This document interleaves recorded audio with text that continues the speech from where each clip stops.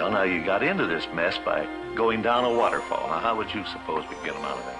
By going up the waterfall? That's right. Anything's possible in Disneyland.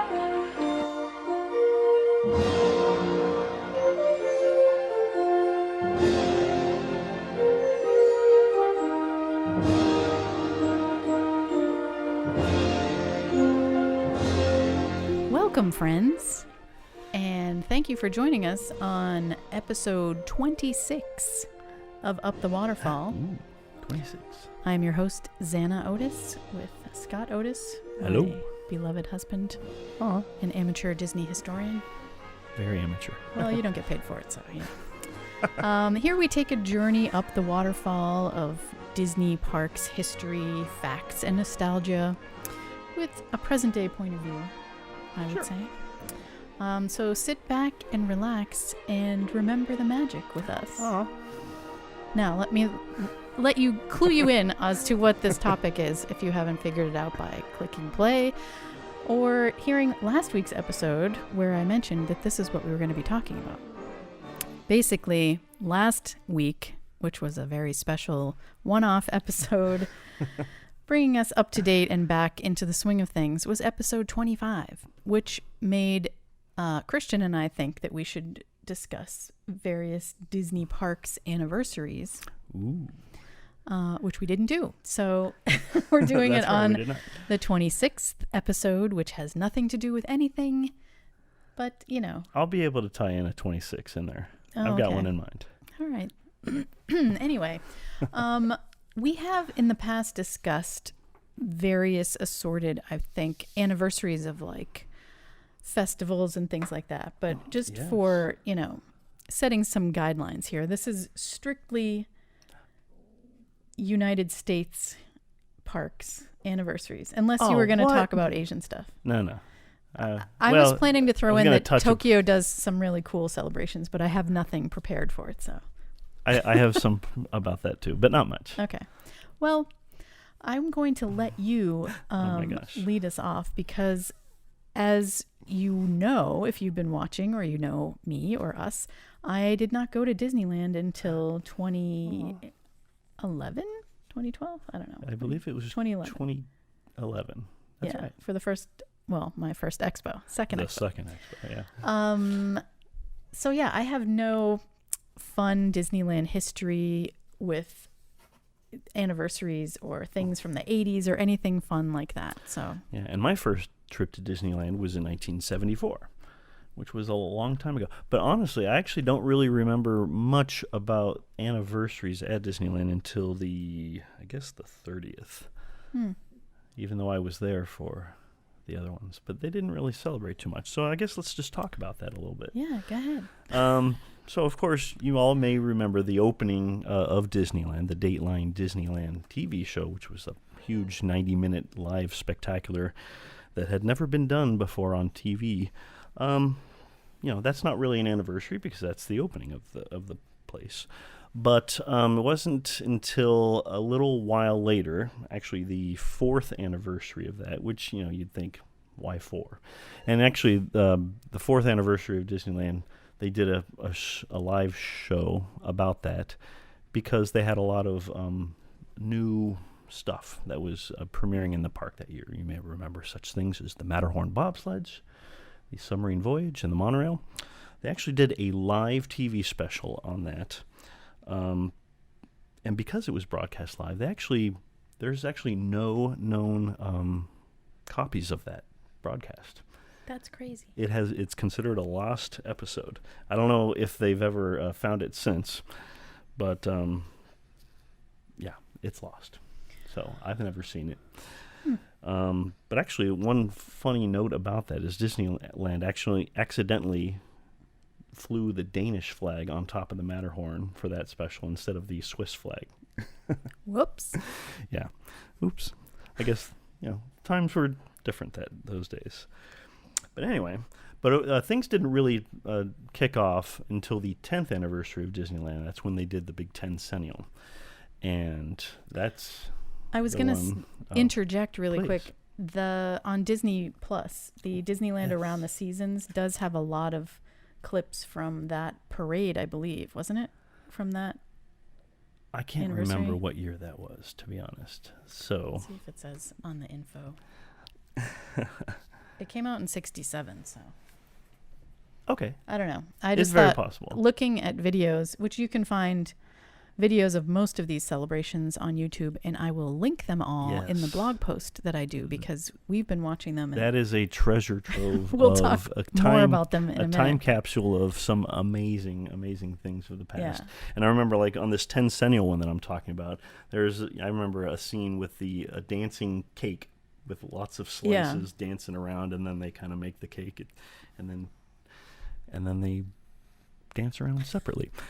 And actually, it's also funny because if you look in there, one of the dwarfs takes off his head accidentally. Uh-oh. I mean, I think he did it purposefully, but he accidentally did it on air, and they kept it in there.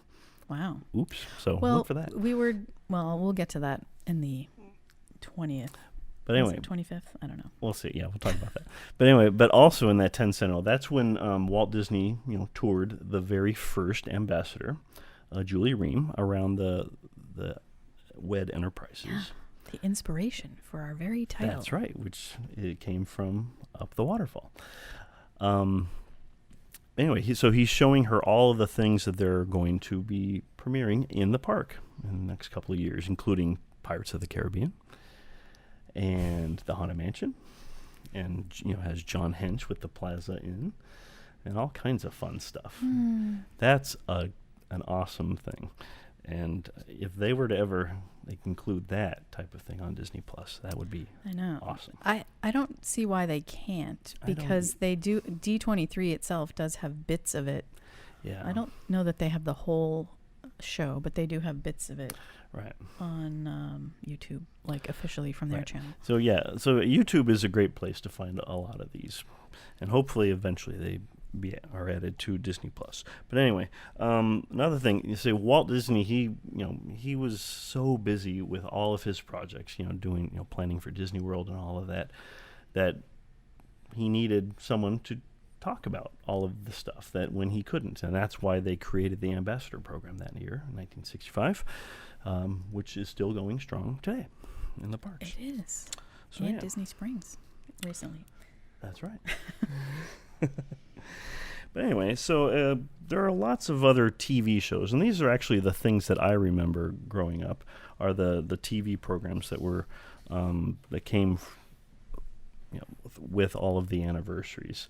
And before they started doing all of the 16, 18-month celebrations that they kind of do in the more modern times, I personally remember the TV shows. And one of the ones that we actually just watched last night was the Disneyland 25th anniversary show. And I think that one is one of my favorites. And that one stars Danny Kaye and a young Adam Rich from 8 Is Enough. And Danny Kaye actually, and this is just a couple years before he did the Epcot opening special, and he portrays all kinds of characters, including Adam Rich's grandfather, his grandmother. He plays himself, and all kinds of other characters. Asterisk, it may contain outdated cultural depictions. FYI. Yes, yeah, he plays a German who's actually even a Swiss mountain climber who wants to climb the Matterhorn. And there's others He that plays an Italian guy, and he plays an Indian Sikh with makeup, if you catch my drift. So, you mean where his face is a little bit darker than maybe it should be? Yeah, and a very stereotypical accent. Yeah, or whatever. it may not hold up, accent. and it's that kind of thing that might prevent these things from showing up on Well, Disney I mean, Plus. they put these on with that note. That in is it, true. So it was Honestly, I think all of these things should appear unedited, and with that and tag. if I can jump in again, Please, because I because don't have you much just to saw say it, and from I'd like- experience seeing it the first time last night, but after watching a few of these and the Walt Disney World ones as well, it's strange to me to figure out if they are so amazing to watch now, because we're looking back and we have the nostalgia of the vintage whatever was going on versus now if they were to do one of those, it would be very overproduced, over synergized. But I think looking back on that one, that had a ton of synergy in it too, because it had people that were in various shows. Not that Disney owned ABC at the time, but they were on ABC. So I think there was a lot of people in shows that were on that network. Yeah. I don't know. Maybe it was just that's a very good point, because a lot of people, they think that all of the current Walt Disney World Christmas Day Parade are just so there's so much synergy, but it's always been that way. I'm not a fan of how they do them these days. Yeah, because I remember how charming, I guess, for lack of a better word, these old things from the 80s were. Maybe I'm just old and, telling kids to get off my lawn so that things look I'd say it's fun. A fine balance of the two, because they've always had popular music stars kind of doing their musical acts in various locations throughout the parks. And then, they've thrown in some little story bits here and there. Yeah. I mean, the skits were very cheesy, and I just don't know. I think if they tried to do it today, there's a very small audience that it would appeal to. Yeah, just real quick. In this particular one, Adam Rich, the young kid, he's actually from 8 is Enough. Yeah, from 8 is Enough. He's actually kind of bored, which is kind of weird. That's the whole storyline. His grandparents were there for days, doing everything over and over, and he just wanted to leave. And basically, Danny Kaye and or his grandfather was trying to convey to him that Disneyland is fun for people of all ages, and it takes people like a 21-year-old Michael Jackson singing "When You Wish Upon a Star," as well as "Ease On Down the Road" from The Wiz. If you are younger than we are, you should definitely take a look at Michael Jackson in that video, because he was so young and pure then. Well, he was. We don't know what his personal life was, but he was young. Just a very big, a huge Disney fan. He had just been on The Wiz. Came out in 78, and this show was in 80. Mm-hmm. But yeah, it's funny to see. I mean, Danny Kaye really does not phone it in for this. He does several original songs that I don't know if he wrote them or somebody wrote them for him, but they're all very catchy. And the costume changes, the makeup. He plays a grandmother and a witch at two different spots, and they're not cheapy looking makeup jobs. Yeah, they had that whole dream sequence too that was performed in front of it. That was a weird sequence with ballet and stuff, but it's reminiscent of some of the old musicals of the 60s, like Oklahoma and Carousel, and that was South Pacific. Really, the time period of variety shows were still a thing. I used to watch, the Barbara Mandrell show and Solid Gold and Hee Haw. I don't think I watched Hee Haw, but I knew it existed. Yeah. Those kind of things. So it was that sort of, everything. And there was a whole sing-along with random TV stars at the time and cast members. So that, I think of all the ones I've seen recently, that one definitely is the most fun and interesting to watch. And also had the Osmond brothers, and they were they were replaying their original showcase on when they did at Disneyland, back in 1961, and then it also included Donny Osmond, and then they sang for a very long time in some funky jumpsuits. Okay, so that was fun. But then right after that, they did there was the Walt Disney World 10th anniversary show, which we also saw a bit of. Yeah. And that actually included Dean Jones and Michelle Lee with their children, Ricky Schroeder and Dana Plato.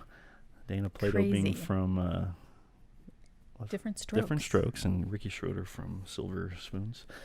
Yeah, I don't know if he had been in that yet. Maybe not. He was really young in this. Yeah, he was really... and also included a very young Michael Keaton as a bellhop at the Contemporary, which was, and even just seeing the Contemporary in the state it was back then, without the canopy entryway. It's crazy, and that one in particular is great to see all of the mostly original Walt Disney World Resort. Yeah. And, Epcot was not a thing at that time. It had Fort Wilderness. Yeah, so presented. they focused on that. Did they go to Discovery Island or not? I can't remember. Maybe later in the show. We didn't watch. I remember them showing previews of birds on an Yes. island, so I think they believe must they have did. gone there. Because they didn't have as much then. So this was just slightly before Epcot even opened. So it was pretty much Magic Kingdom and the resorts. Just a couple of resorts. Yeah. So yeah. That was a fun That one. was a lot of fun. But then they really started to go crazy with the Disneyland's 30th anniversary in 1985, and they had a TV show with Drew Barrymore and John Forsythe of Dynasty. And they actually had a new nighttime parade, as well as in that show they had the first primetime appearance of Julian Lennon, John Lennon's son. I love him. Yeah, we do. But what was great about that one is they actually this is when they started to do things at the parks that were done on a daily basis. More than just a show commemorating the anniversary. Sorry, our cat I remember Jack Lindquist, who was the president of Disneyland at the time, he decided it would be a fun idea to give away a car every day. Every an day? actual car. Well, it turns out it was more than every day. So they installed at the front entrance of Disneyland the Gift Giver Extraordinaire. And this was just a giant machine that pumped out a prize every 30 seconds. Like or a I'm sorry, ticket? not every 30 seconds. It was every 30th person that entered the turnstile won a prize. And every 30,000th person that went through the turnstiles won a car. Wow. Every 30th person? Every 30,000th person won a car. Sorry. I misheard you. I was going to say, people would be waiting around to, Right. But every 3 millionth person won a Cadillac, which at the time was considered a very fancy car. They ended up giving away, over the course of the year, 410 cars. And that actually increased attendance at Disneyland that year by 22%. Makes sense. And what was funny about, or not funny, but fun about that is on the display itself, it had a giant number of the entire population of Disneyland from its opening to then. Because they were, during that year, they were actually going to cross the 250 million guest threshold. And so when that finally happened, on that day, a stewardess from Seattle, she won that. She won a car. She also won a lifetime pass to Disneyland. Wow. Yeah. And I think, because they actually had to follow the rules of lottery type things like that, they had to get Price Waterhouse Coopers to kind of audit the whole thing to make sure that everything was on the up and up. And because things like that included a thing that said that you do not have to purchase anything to participate, they actually set up a turnstile by the kennel for those who didn't want to buy a ticket and enter the park. Wow. So there were people that were stopping by every day just to enter that turnstile, just on the off chance of winning. I can't imagine that happening today. There would be a line out down Harbor Boulevard, I guess. Right. So that was fun. But also during that, the 30th anniversary of Disneyland, they decided to do a weird thing called Skyfest.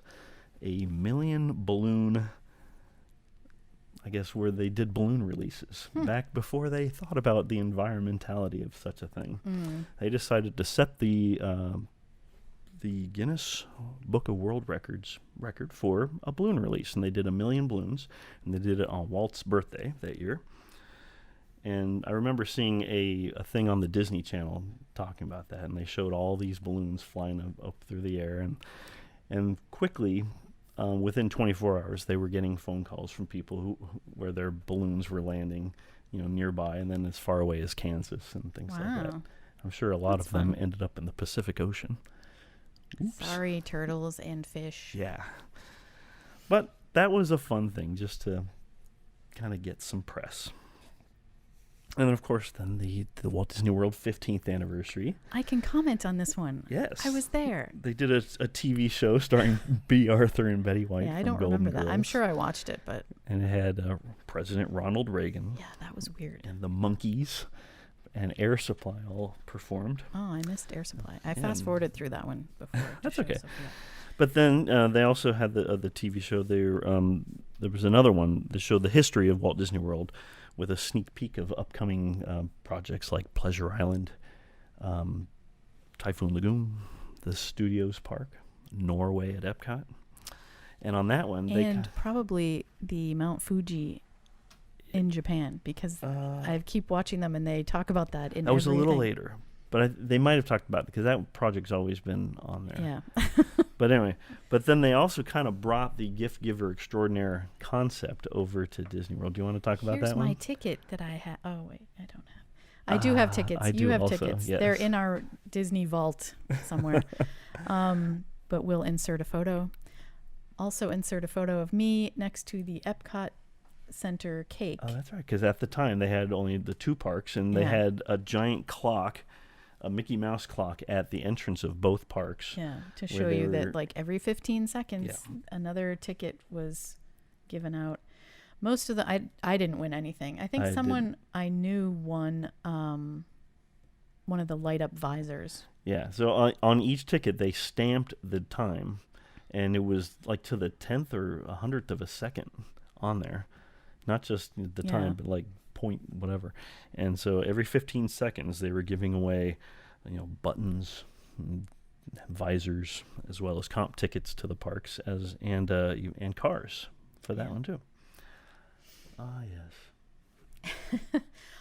But yeah, so I really liked the weird cake that they put in front of Spaceship Earth.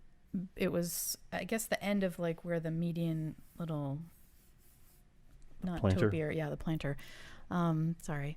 And it was like a very odd, almost like Horizons shaped cake. So it was very not at cake an angle like looking, but it had candles in it and stuff. And well, you'll see the photo that I have Christian put in of me with my terrible 80s shorts that are very high-waisted. I'm sure they're not terrible. But I am holding a fun shopping bag, a paper shopping bag, which I think I have one of those in a box somewhere. Oh, I definitely do. But not that one, because that was all crunched up.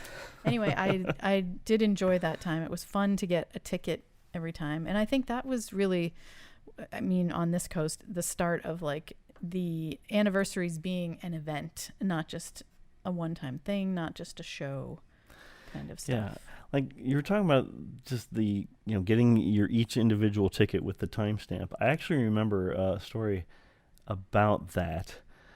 Our family was in line in our cars waiting to be parked, and we were in a traffic jam just past the toll booth. But I was so eager to get to the front that I actually left my family right there on the spot, and I ran through the parking lot thinking that I could beat everybody. This and I is think a I very did. Scott but thing to do. yeah, so I was booking it through the parking lot, got on the tram to get to the to the monorail. And I took the monorail over, and I think the time punch was like 9 o'clock, and not even like 37 seconds, just slightly off, where I almost won. I didn't win, but I don't know. I don't know why, but for some reason I needed to get mine first and have it as early as possible. Not that increased my odds of winning. It was just a very, as you said, Scott thing to do. Yes, it was a very Scott thing to do.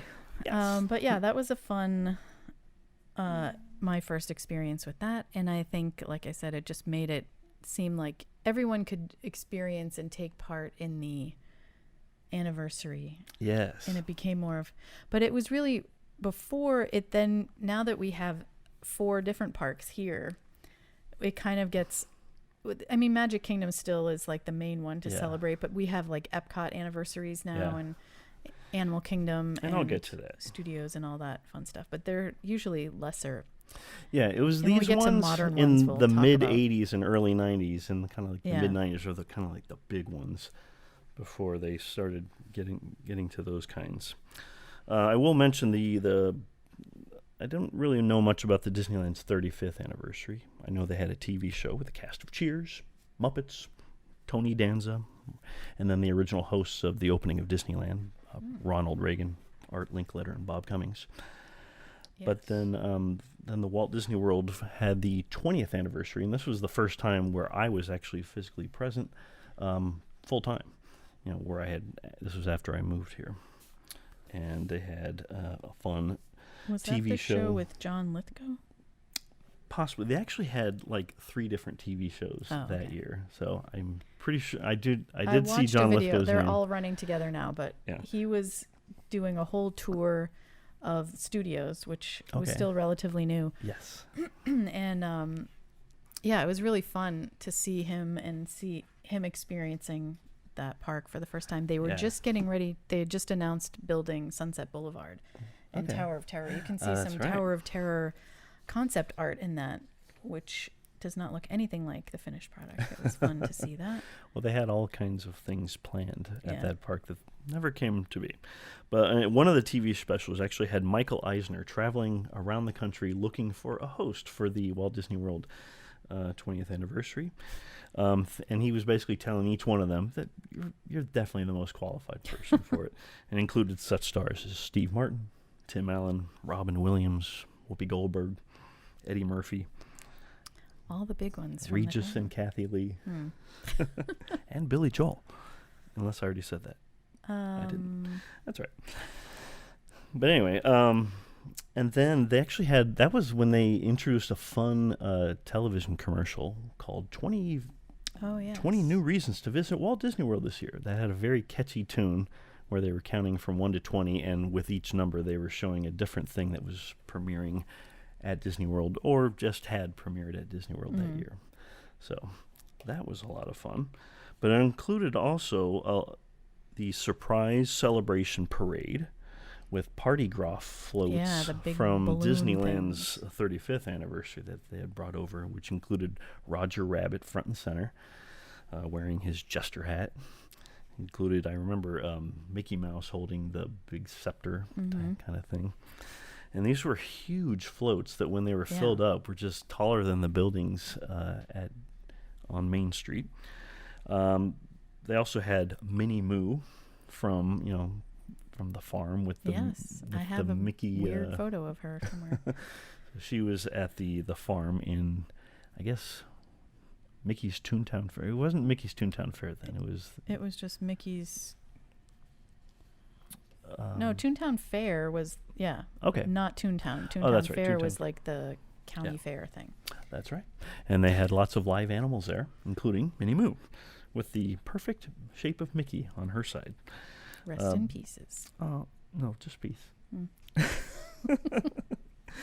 But anyway, that the surprise celebration parade, it was a huge spectacle with lots of parade performers, like hundreds of them. It was huge. But they also had these. They introduced the Spectral Magic nighttime parade there. That's when they went. Oh yes, you remember that one? It's my favorite parade. I do love that one. Because that's when I was working there for the 25th anniversary. Yeah. Well, right after. And so that's the parade I saw outside of Main Street every day. And they had every those night. little weird faced characters that were kind of like people think they're creepy, children. but I loved them. No, I loved them, but I could see how people thought they were weird.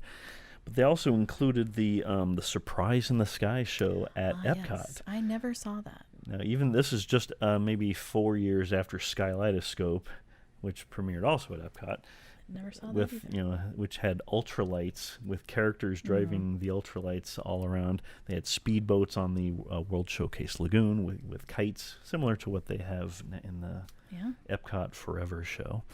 But they also had boxes in front of each of the 11 country pavilions in World Showcase that during the show opened up to have show characters in cold air balloons, if you will, that blew up, similar to what they had on the parade at the Magic Kingdom. Wow! And so during each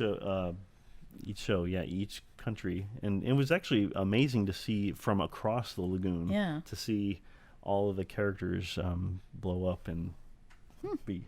It was very interesting, kind of like Jack in the Box style. Yeah. But then they also had a thing that I actually don't really remember, the Mickey's Magic Show at the Studios Park. At the Studios. I don't remember that either. Yeah. Who knew? Also, Dick Nunes gave a State of Our World address in which he announced such things as the Mount Fuji roller coaster, which never came to be, a space pavilion for Future World, which this is not Mission Space. This was a different one, right? That was going to replace Horizons. A Teenage Mutant Ninja Turtle restaurant. Which never came to be. Probably, yes, they would have. But it also, he announced such things that did exist, like the Volunteers program for cast members, Muppet Vision 3D, which actually premiered that year. Still holds true today, or whatever. Disney's Boardwalk Resort. Ah, yes. So those are some good things. But one thing I was also going to mention is Disney has done other anniversary shows that weren't just about the openings of parks. Right. I just wanted to throw a couple in there. They actually had one for the 200th anniversary of the Bill of Rights, which came out in 1791. So. Oh, weird. I just saw one of the videos I was watching had people that looked like they were doing candlelight processional reading the Constitution. So that was another one. The 200th anniversary of the U.S. Constitution, which I believe was 1787, they actually had a 200th anniversary parade and show for that, and where they included former Supreme Court Justice Warren Burger was here. Of all things. And I remember they had a parade float with the one of the pages of the U.S. Constitution on the float. Very weird. Very weird. But, okay, getting back to... It seemed to be a lot more political then, because that other one had Ronald Reagan speaking. Yeah, Ronald Reagan. He was still the president at that time. Yeah. So, weird. Yeah. Anyway, but they also had Okay, let's go back to the parks parades, or parks specials. They had the Disneyland 40th, which was in 1995, and the big thing that was happening there was the introduction of the new ride, Indiana Jones Adventure. Ooh. So they had a lot of stars dressed as Indiana Jones who had just ridden it for the first time, talking about that, including John Stamos. And Arnold Schwarzenegger. And then, of course, the Walt Disney World 25th anniversary. This one included the thing that I'm sure everyone remembers most of all. Well, what would that be? The castle cake. The castle cake. And this is where I was going to promise you a 26. Because they had 25 candles on the cake, but they had a 26th candle for, what do they say? One to grow on? A year to grow on. Yeah. That's funny. I wonder if I knew that back then and just blocked it out. Yeah, they made sure that everyone knew it. Oh. But this castle cake, I'm sure everyone's seen photos, but if you have been living under a rock, it was pink, Pepto-Bismol pink, lots of candy. It looked like it had little gummy it was definitely it had inflatable gumdrops and things like that. It lots was of fun. Frosting. And I think the people that were probably so irate about it at the time probably are glad they have photos of it now, maybe. I think one of the things that I think a lot of people have heard about is this was right after Disney was starting to do weddings on property. Oh, yeah. And so the folks who were wanting a classic castle background instead got a pink castle cake.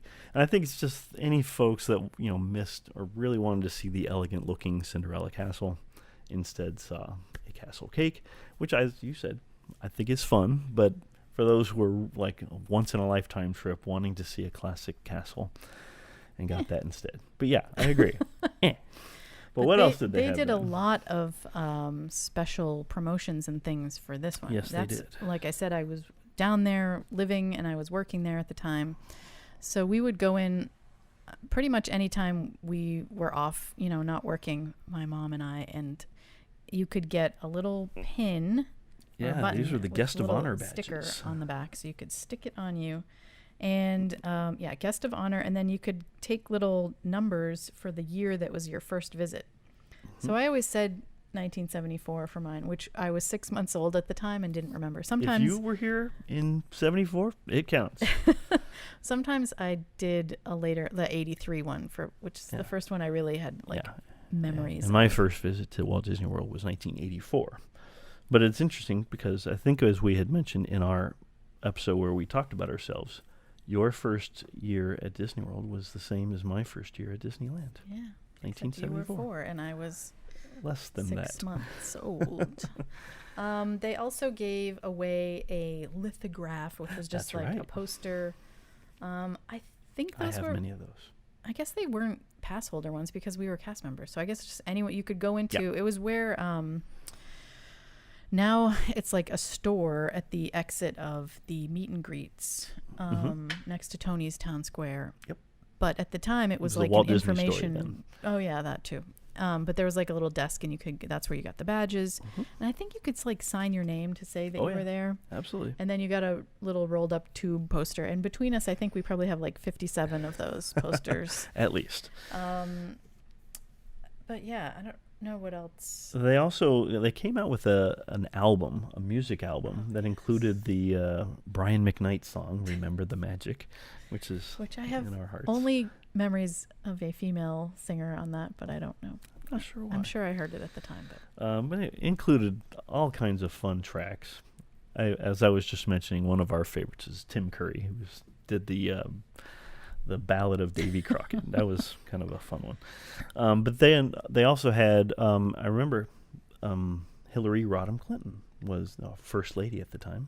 She came to Disney World and gave a speech. Wow. In front of the castle cake. I missed that. I must have been off that day or something. Oh, that's too bad. And I think there was another one, the Disneyland 45th. I don't really remember much about that. I'm sure something happened. I apologize if that was your favorite. But we're going to cut to the 100 Years of Magic celebration at Walt Disney World, which actually celebrated the 100th anniversary of Walt's birth. So this was 2001. So this isn't really a park anniversary, but it took place at the parks. Yes. And what do you have to say about that? What year was this? 2001? I was not living here at the time. I was living in Rhode Island, and I had two very small babies. We did visit the park, though. We drove down from Rhode Island in the dead of winter one time for some reason. And so I remember getting that was, of course, when they installed the hat. That's right. The sorcerer hat in front of the Great Movie Ride. Also, rest in peace. Pieces. That one is pieces. You're right. No, well, just the inside. The outside's still there. Anyway, so yeah, that was a big thing. And it was also kind of like the emergence of interactive technology. So the pins that you could buy, which were these huge pins like this big, and they had them in the shape of the hat, and I think there was a few other ones, and they were thick. And I guess I did open one and wear it, but I have a few still unopened. And if you walked by the hat or something, it would light up. Yeah. It was supposed to interact with, I think, parades or something too. Yep. And I don't think I ever got that to work. And that actually went along with another thing that they installed called the Discover the Stories Behind the Magic, which were kiosks that were placed all around in each of the parks that had lots of trivia about that. And I remember I was obsessed with those. I'm sure. Because I'm a huge trivia nerd. I don't remember too much about them, but I did have two very small children. Yeah, it's tough to stay at a kiosk and kind of go through each and every little bit with two kids in tow. But I was able to do that because I did not have two kids in tow at the time. I do just have, memories of it being a really fun event and experience. Oh, yeah. That they did a lot of really cool each of the tickets had a little 25 on it with, I remember, different characters. I remember they had a Simba, the genie, and all kinds of things. Tinkerbell, of course. They actually introduced also a new parade into each of the That's parks. Right. The Stars and Motor Cars. The Stars and Motor Cars parade. The Jammin' Jungle Parade at Animal Kingdom. That was a good one. The Tapestry of something? Either Dreams or... Probably Dreams because it was 2001. Okay. Maybe Nation. And then another at Remember that? Oh wait, no, that wasn't Remember the Magic. That was the 100 Years of Magic parade, right, probably. and I remember it. It actually the first kind of float actually had a desk of Walt Disney drawing Mickey Mouse. Do you remember that? No. Yeah, probably did not. Walt see that Disney parade. was a character in that parade. Cinderella's Surprise. Oh wait, that was the stage show. Yes, I remember that too. And that's also when they introduced One Man's Dream, correct? that is right. And your Coke bottle was a thing. Oh, that's right. Don't forget your show and tell. I happen to have a 100 Years of Magic, a commemorative Coca-Cola bottle that they sold in the parks, and here's what it looks like, which is really just a regular Coca-Cola bottle with the 100 Years of Magic symbol on it. I actually like the little, the canister. It came in a little bit better because there's the ear hat right there. Sorcerer Magic Mickey hat at the studios. Fun. There it is. Yeah. It's a good time to be had by all. It really was. And that was in both coasts, wasn't it? The 100 Years of Magic, or no? Yes. But they didn't really do that much. But they also did a thing with cast members that on their name tags, they right. gave every cast member a choice of 100 things, including different movies that Disney's produced over the years, or characters, or parks. And I remember mine. Can you guess what mine was? I'm going to go with Disneyland. That's right. Mine said Disneyland on it. And everyone got to choose from a list of 100 things to put on their name tag. And those were magical memories for each cast member. Very fun. Yeah, it was fun. But the next one was my favorite of all of these. And that was Disneyland's 50th. I've heard only good things. Yeah, there's great things, including this was the happiest homecoming on Earth, or the happiest celebration on Earth, because it was the celebration of 50 years of Disney theme parks. And because of that, they were actually able to incorporate this into all of the parks worldwide. And I remember one of the things that they did there at Disney World, for instance, they had a new attraction in each of the parks that was brought over from a park. I didn't know that was how that happened. Yeah. That's a good way to that's explain when that's when they brought Soarin' over from California Adventure to Epcot. They brought the Lights, Motors, Action Extreme Stunt Show from the Disney Studios Park in Paris. I guess I did know Cinderellabration, which we were talking about, from Tokyo Disneyland for there. And the one at Animal Kingdom was a little weird. They brought over Lucky the Dinosaur from Hong Kong Disneyland. And that was right after Hong Kong Disneyland opened. But this one, going back to the Disneyland part, they had a huge celebrity blowout at on May. The party was on May 4th at Disneyland. They actually closed Disneyland down for the stars to go into Disneyland that day. It was a huge thing, and they had Julie Andrews. She was the ambassador of Disneyland for that year. They had Leanne Rimes come out and sing the Remember When song. That was kind of the anthem for that. They had all of these things, and one of my favorite things was the 50 Hidden 50s. Ah, yes. Where they had, throughout the park, they had hidden 50, where they had the little logo of kind of like a Mickey Mouse with a 50 in it. And they were all throughout the park. I remember one was on the side of Splash Mountain, and it was done in the style of whatever it was on. And it was just a lot of fun to go around the park and see if you could find them all, because some of them were not easy to find. I wish I'd been able to participate in that. That sounds fun. That was a lot of fun. But they also did a thing where they took all of the original attractions that were still there from opening day, and they painted one of the vehicles gold. Ooh. And so, on the teacups, there was a golden teacup. Oh, that reminds me of a teacup story. There was on the Dumbo Flying Elephants, one of the Dumbos was all gold. Even the Jungle Cruise boat was all gold.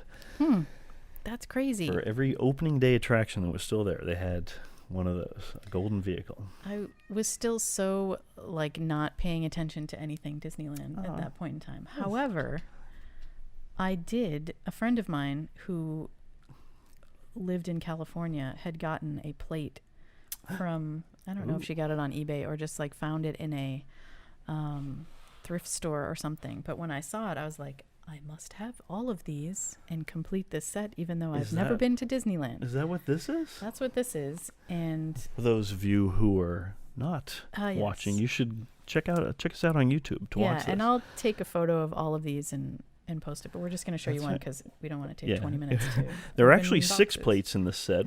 It comes in this fun box. And I guess I should mention while you're talking about this, they actually designed Disneyland's Sleeping Beauty Castle with a whole gold treatment. And on 5 of the turrets, they had a different crown. And each of those crowns represented a different decade in Disneyland's history. And each of these plates that you're showing here is from a representative of those crowns. And this is the Tomorrowland one, which represents the new Tomorrowland of 1967. Yes, and this card or whatever, paper of, certificate of authenticity explains the different plates. Sorry, I have an assistant here. So yeah, it tells you what each plate represents and the years and all of that cool stuff, and signed in gold by Kim Irvine, who was the designer of the castle treatment. A lot of people didn't like that treatment of the Disneyland castle just because it was a huge change. Yeah, it really. I loved people it. love a classic Sleeping Beauty channel, but it's changed a lot in recent years. It's done all kinds of things, but this was a fun one. Yeah, quickly on this, you can't zoom in right now, but I will again post photos. But this right here is like a rocket. That's right, from the rocket to the world. All together, you can't really tell. So all of the plate designs are kind of like that. Each one. I remember there's the Eye of Mara from the Indiana Jones attractions for the 90s. You can see the other ones on this certificate, possibly. That's the Tomorrowland one, the Eye of Mara. Oh, that's right. This is at the very bottom is a Mouseketeer hat, and then this is the Tinkerbell one, and then this is the Blue Fairy. Then there's one plate that has the castle image in the middle, and then all of the different crowns around it. That's right. So that was my first ever Disneyland collectible before I had ever even thought about visiting Disneyland. And then you went. But they did all kinds of things for this. As I mentioned, the 50 Hidden 50s, which was a lot of fun. But they also, in front of the train station where they normally have that floral Mickey, they had a giant floral 50 in that same design. They also did that movie with Steve Martin and Donald Duck, which they still now. It was so great that they actually have continued to play it in the pre-show of the Great Moments with Mr. Lincoln. If you watch the video of this anniversary celebration, you can see the what do you call it? Like the reveal of the Steve Martin show being in that, because it opened the. I forget the exact name, but it was something like, Great Moments in Disneyland History or whatever. It was not, that's not the name, but I don't remember exactly. Involving Donald, and he was, Donald was yelling at him. That's right. It was fun. But then, of course, this was also the introduction of the greatest fireworks show in any Disney theme park's history, and that was Remember Dreams Come True, hosted by Julie Andrews. And this was just a fantastic show. That at the end, it kind of does a rundown of a lot of the attractions in Disneyland history. And one of the great things is they were able to do all kinds of lighting effects. And if you were in the hub, like, for example, when they did the Haunted Mansion, they had, when they were doing sounds of the Haunted Mansion, it had fireworks all around the hub that kind of made it resemble like you were in the... that's cool. What do we call it? The stretching room? The stretching room, right. And they had good we're here for like each other. a battle between the castle and the Matterhorn, which kind of represented the Pirates of the Caribbean, where they had cannon ball blasts. I'll have to rewatch. I don't think it plays as well on video as if you were there in person. I've never seen. I know they've replayed them a few times over the years. Since then, right? It's so popular that they've brought it back often. And one of the things about that is because of how much fireworks they do within the park, it is kind of a nightmare in the park, like Can't as imagine. far as crowd control. I mean, but ever since they premiered Fantasmic at Disneyland, Disneyland has perfected crowd control as well as they can, given what areas they have to close down. Yeah. As long as you follow their rules and That's true. If they you don't want to be watching whatever the show is hub happening. is a one direction only. You can only go one way around, but it really is very cool. That is just a fantastic fireworks show, and I'm glad that you have gotten to see it, even though you weren't there at the 50th anniversary. I have to rewatch it. I don't remember much. They also did all kinds of things that year, including they also had photo mosaics where people were able to send in photos of themselves at Disneyland throughout the years. That was and they had big time for photo mosaics. Yeah, they had an expert come in and take all of these photographs and create over 30 mosaics of different attractions at Disneyland, and they were actually presented in the parks, and then you could walk up real close to see all of the individual pictures. Wow. But even at the opening of this whole celebration, they had cast members have these giant cards that they were able to put up, I think 3 feet by 3 feet, and where they held them up. And each one of these is made out of tiny little pictures, and they made a giant picture of Mickey Mouse that they took from the sky. Wow. Which at the time was the world's largest photo mosaic. But they also redid the Tiki Room that year, which, that was Walt's favorite, of course. The Space Mountain had just reopened after a 2-year absence. The Jungle Cruise had just been redone. And they had opened the Buzz Lightyear Astro Blasters. Over in Disneyland, they had the Block Party Bash. They repainted Tomorrowland in its original color scheme and away from its copper and brown and blue colors that a lot of people did not like. They actually had a thing where they premiered the Pirates of the Caribbean, the second movie, Dead Man's Chest. They premiered it in the park at the Rivers of America, and they had a star-studded red carpet all up Main Street. I remember watching that. Oh, yeah. Wow. I remember watching that, too. Oh, yeah. That was a lot of fun. I mentioned all of the attractions that opened up at Disney World from all of the different parks around the world. They also opened up Expedition Everest here at Disney World, as well as Hong Kong Disneyland opened right around that time. So that was a huge one. But one thing I forgot to mention is, yes, they did the castle at Disneyland, but they also did it at Walt Disney World with all of the gold flourishes. Yes, I do remember. And there was a giant, right above the gate, there was a giant window that showed all of the different castles around the world, and they had little panels that rotated. Yeah, it was very odd. It kind of went through, and it showed all the different castles around the world in addition to that one. But also had all of these fun golden flourishes and a lot of little characters. I think there were a total of 18 different characters that were essentially flying all around the Cinderella Castle here at Walt Disney World. That was just cool. But anyway, so that's enough about that one. That was my favorite one. They also had, of course, the Year of Million Dreams. This was around 2006. Yes. With where they were the castle.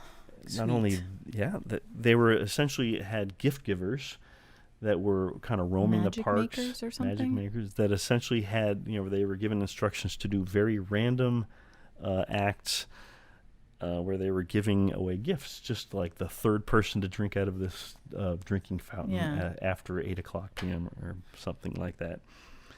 And one of the gifts that they were giving away every day was a night in the Cinderella Dream Suite. I never did win that one. I didn't either. And we know so many people that have stayed there. It's kind of depressing, the amount that we know, and we've still never. But we have been in there, so. Yes, we have. Together. Exactly. But so they were giving all kinds of things. They had the Dream Fast Passes. Yeah. Yeah, where it was essentially a whole page full of Fast Passes for whatever park they were in. And lots of pins, of course. But it was just a way to do random acts of kindness, I guess. And then, as I was mentioning, in this age of social media, this is kind of when they started doing the parks, starting with the 25th anniversary of Epcot. Oh, right, in 2007. And a lot of, this is right after social media was starting to kick in. I honestly think that this is when the anniversary celebration started to go downhill. I understand. You can disagree with me if you want. I'm not going to disagree. But I mean, I guess I have memories of the 25th thing because there was D23 was involved then. Not yet. No? That's the 30th. The 30th? Oh, okay. Well, then I don't know if I have any memories of Epcot's. No, I don't because I was living in Tampa then. Yeah. That's where your Figment is from. That's right. The 25th. And that was one of the first things I was like, why didn't I get this? And I was going to look for it on eBay, but then I didn't have to because we ended up getting married. No, it's got a... Yeah, it says 25th anniversary on it. It's number 880 of 1200. Good number. All right. Yeah. I guess I take back what I said about going downhill then because I didn't experience this. I have not you quite yet. But yeah, one of the things that they had that day, they had Marty Sklar give a kind of like a historic talk about Epcot at the Symbiosis Theater in the land. That's actually when they premiered a museum in Communicore, I guess it's Innovations West, which now, of course, no longer exists, where they had a fun display of all kinds of artifacts for over the history of Epcot. And then, of course, eventually that went away where they had that wall of just kind of like a timeline. That just ended abruptly. Yeah, which was still fun that they would have something historical about Epcot. But that's when that premiered, was the 25th anniversary. Shortly after that, they did the 10th anniversary of Animal Kingdom, which I remember going to that day also. No? I don't you weren't remember there? that. That's all right. They had a ceremony at the opening that day with Joe Rohde and the park president at the time, Val Bunting, and Jane Goodall. I do remember the 15th. I was there for that. There was also a huge talk with Joe Rohde at the Festival of the Lion King Theater, where he's just such a great storyteller. That was phenomenal. Yeah. There was another one, a cast exclusive talk with Roy E. Disney and Jane Goodall. Wow. This was right when they were premiering the True Life Adventure DVD sets, which I, of course, got all 4 of them. But this was also celebrating the 10th anniversary of the Disney Wildlife Conservation Fund. And they had given away, I think, $10 million at that point. And then, of course, then D23 started in 2009. And that's when, shortly after that, they did the 20th anniversary of the Hollywood Studios. Remember, Bob Weiss gave a talk there, and he's kind of gave hints that the ear hat would be coming down. I don't really remember too much of that. But then D23 really got involved with the Epcot's 30th anniversary. Yeah, which is that was a fun in event. 2012. Where they had a real fun event, with all kinds of speakers. Then, they had already had a lot of history with the D23 Expo, as well as the Destination Ds. So this was kind of like a Destination D, but Epcot focused. Yeah, it was really great to see like the original Journey into Imagination ride through again, along with, of course, all the concept art and various suggestions from Tony Baxter. That's when I got to meet Tony Baxter. Yay. And I shook his hand. It was so warm and soft. I love him. Tony Baxter. We like him. But they also had like the musical medley of all of the Epcot music, which with was our friend just a lot of fun. Melody was a part of that. And Erica, I believe, was one of the dancers. That's right. And Stephen and Michael Crawford was there too, doing a presentation. That's right. And Alex. All the old gang. We got to get them on Grant here. And all them. Yeah. Yeah, but then they did the 30th anniversary of Epcot. That's what that was. Sorry, the 35th anniversary of Epcot. Wait, you're forgetting the 40th. Oh, that's of right. This. The 40th anniversary of Walt Disney World. What year was that? That, of course, was. Let's see, 1971 plus 40 is 2011. Okay, that is what I'm talking about when things started to go downhill, because if you recall, there was so much speculation online, on Twitter, etc., about what they were going to do. Oh, yeah. And there was a lot of various. This was when Twitter was still kind of in its infancy as far as Disney Twitter goes. So there was a lot of people that had been doing Twitter meetups on their own and things like that. So it was kind of a little family, so to speak. So there was one group that was doing the retro day. Yes. So we all dressed up in 70s outfits. I didn't really have a 70s outfit, but I did an Eastern Yours? Airlines No, that was t-shirt. awesome I because made an Eastern iron-on. Airlines was the original sponsor of Walt Disney Exactly. World. That was very retro. But at the end of the day, there was like a cupcake, and they did a stage show, moment, and then they sold merchandise, which this shirt is one of those. And that was kind of it. And that's kind of the way they've been ever since then. I should say, though, that was 1 year prior to the 30th anniversary of Epcot. But that was D23 took over for that. True. So. That's a very good point. But then the 35th D23 was kind of slightly disappointing as well. Yes, that one was incredibly disappointing because they really they wanted to make it kind of like a premiere event where they really overpriced it and and limited it to a very few amount of folks who could attend it to make it seem exclusive. And they didn't really have a huge lineup that they were hoping to have, like they did for the 30th. No one wants to fly to Florida from California. And especially pay hundreds of dollars just for the thought, who cares if it's limited? Just give us, we just want the material. I don't care if I'm with 1,000 people versus 100. Yeah, I mean, it's like Destination D. You don't care where you sit. It's had just that you're there. I remember like a sack lunch or a box lunch. I still have, they did come in nice like carriers, though. I still have those in the pantry. Yeah. But that was about it. That was the takeaway. So, sorry. Sorry, the folks at D23 really dropped the ball on that one. I apologize. Yeah. I think that was right around the time things were changing there as well. Management and they people in charge. But, the Disneyland 60th I see on your thing. I forgot about that. That was another, I'm seeing on your paper. We actually got to experience that in person. Not the day, well, it was pretty much the day of, because that's when Expo was the same time that year. That's right. That was fun. A lot of people didn't like it, but I really liked the new fireworks. That's actually where I got this shirt.